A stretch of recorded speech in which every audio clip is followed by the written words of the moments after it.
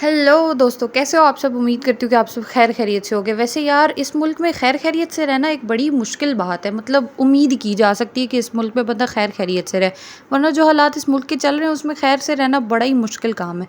मतलब जिस मुल्क में स्टूडेंट्स जो हैं वो अपनी यूनिवर्सिटीज़ में महफूज नहीं है, जिस मुल्क में मरीज़ की जान की कोई कीमत नहीं है, जिस मुल्क में ऑपरेशन के चलते चलते जनरेटर का पेट्रोल ख़त्म हो जाता है, और जिस मुल्क की निब्बी आंटियाँ जो हैं वो टीबी ज़्यादा बच्चे फंसाकर मुल्क से फ़रार हो रही हैं, उस मुल्क में कोई कैसे ही ठीक रह सकता है।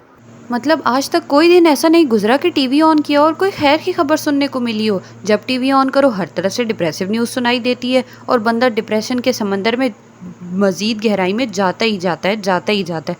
मुझे तो यार समझ नहीं आती कि ये बंदा जाए तो जाए कहाँ। पहले तो ये बहाने मारे जाते थे कि जो लड़कियां स्किन शो करवाती हैं और बुरे कपड़े पहनती हैं सिर्फ उनके साथ इस तरह के वाक़यात और हादसात होते हैं। लेकिन भाई अब तो रोड पे चलती लड़की जिसने फुली कवर किया हुआ था खुद को और बुर्का पहना हुआ था, उसको भी लड़के ने रोड के ऊपर रेप करने की कोशिश की। ये क्या हो रहा है भाई हमारे मुल्क में। पहले तो सिर्फ मदरसे इन कामों के लिए बदनाम थे, मगर अब तो स्कूल्स और कॉलेजेस में भी ये सब हरकतें होनी शुरू हो गई हैं। मतलब ये कोई पहला वाकया नहीं है, ऐसे कितने ही स्कूल्स और कॉलेजेस हैं जहाँ पे ड्रग्स और इस तरह की हरेसमेंट लड़कियों के साथ बहुत ही आम है। हाँ, ये बड़ा इशू है जो अब जाकर मंजरे आम पर आया है, वरना ऐसे कितने इशूज़ होंगे जिनका हमें इल्म भी नहीं होगा। हमें तो बचपन से यही सिखाया गया है कि हमारे इसातिज़ा हमारे माँ बाप की जगह पर होते हैं, मगर अब वही इसातिज़ा हमारी इज़्ज़तों के पीछे हाथ धोकर पड़े हुए हैं। मतलब यार, ये तो कभी किसी ने नहीं सोचा था, लेकिन ये सारी फ़िसाद की जड़ जो है वो हमारे मुल्क की लाकानूनियत है। अगर हमारे मुल्क में कोई कानून होता तो किसी की इतनी जुर्रत ही ना होती है ऐसी हरकतें करने की। लेकिन नहीं भई, सबको पता है कि इस मुल्क के कानून का तो बेड़ा गर्क है, और सब अन्नी वहाँ ऐसे ही आगे की तरफ बढ़ते जा रहे हैं। किसी को किसी चीज़ की परवाह है ही नहीं। तो भाई साहब, अगर मैं इस यूनिवर्सिटी वाले वाक़ये को उठाऊँ तो मुझे बहुत सारी चीज़ों में बहुत सारे लोगों की ज़िम्मेदारी लगती है। मतलब पेरेंट्स को चाहिए कि यार वो अपने बच्चों को समझें, वो उनको इतना प्रेशराइज़ मत करें कि वो जो है वो अपनी इज़्ज़त बेचने के लिए तैयार हो जाएँ सिर्फ़ चंद नंबरों के लिए। मतलब डिग्री हासिल करके क्या ही तीर चलाने हैं यार इस मुल्क के बच्चों ने। पहले ही लोग जो डिग्रियाँ लेके बैठे हुए हैं उन बेचारों के लिए कितनी नौकरियाँ हैं। इस साल के पहले 2 महीनों में 1.5 लाख बंदा यहाँ से माइग्रेट होकर दूसरे मुल्कों में गया है नौकरी की तलाश में। तो फिर हमने डिग्रियाँ लेके क्या ही करना, जब इन डिग्रियों का हमें आगे कोई फ़ायदा ही नहीं होगा, और हमारी इज़्ज़त जो है वो इस डिग्री की कीमत है।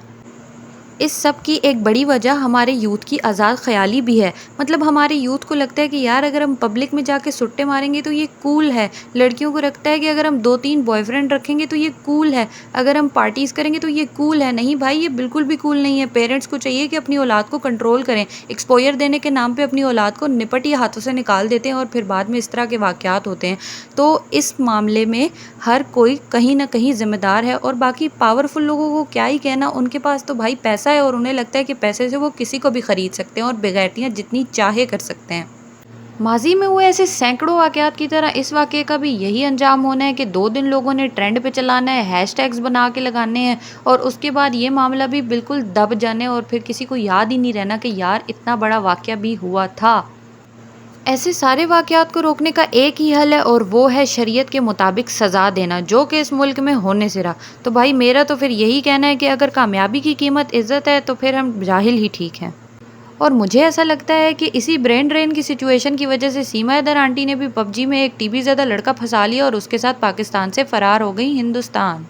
भाई खुद तो वो अपने पिचके हुए आम के साथ फ़रार हो गई हैं और वहाँ जाकर एक भारतीय नारी बन गई हैं, लेकिन यहाँ पर गुलाम हैदर भाई साहब का रो रो कर बुरा हाल हो रहा है। और बेचारे गुलाम हैदर भाई इतने दुखी हैं कि उनसे अपना दुख छुपाए नहीं छुपता। टिकटॉक्स बनाकर रोज़ अपलोड करते हैं जिसमें वो दिखाते हैं कि उनकी आंखों से कितने आंसू बह रहे हैं, और उनसे अपनी बीवी की जुदाई बिल्कुल भी बर्दाश्त नहीं हो रही। ठीक है भाई, गुलाम हैदर भाई का दुख वैलिड है, आखिर बेचारे के 4 बच्चे लेके अगली फ़रार हो गई।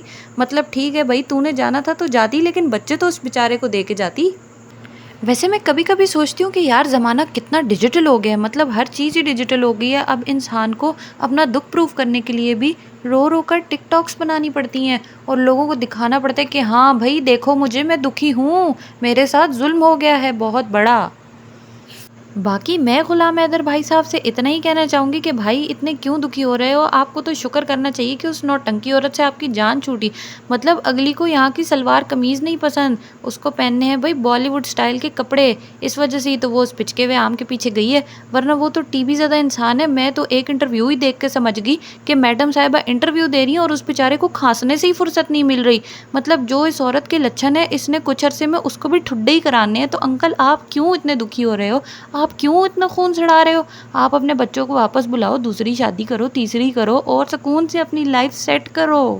اور جاتے جاتے اتنا ہی کہنا چاہوں گی کہ میرے پاکستانیوں، آپ نے گھبرانا تو بالکل بھی نہیں ہے، کیونکہ جن لوگوں کا کلیجہ یہ سوچ سوچ کے کٹ رہا تھا کہ یار ایک پچکا ہوا آم ہماری چنچل سی سیما حیدر جی کو یہاں سے لے کر فرار ہو چکا ہے، تو بھائی صاحب ٹھنڈ رکھو، انجو صاحبہ وہاں سے آ گئی ہیں اور یہاں پر آ کے نصر اللہ صاحب سے نکاح کر کے مسلمان ہو چکی ہیں، تو بھائی مبارکاں مبارکاں۔